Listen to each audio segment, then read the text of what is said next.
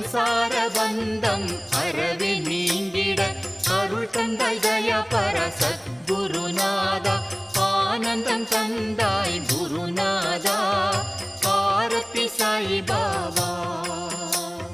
குறைவற்ற செல்வமே உன் திருவடி சேவை அதுவே நீங்காத செல்வம் அதுவே நீங்காதிருக்க அருள் புரிவீரே அகம் மகிழ்ந்திட நலம் தருவீரே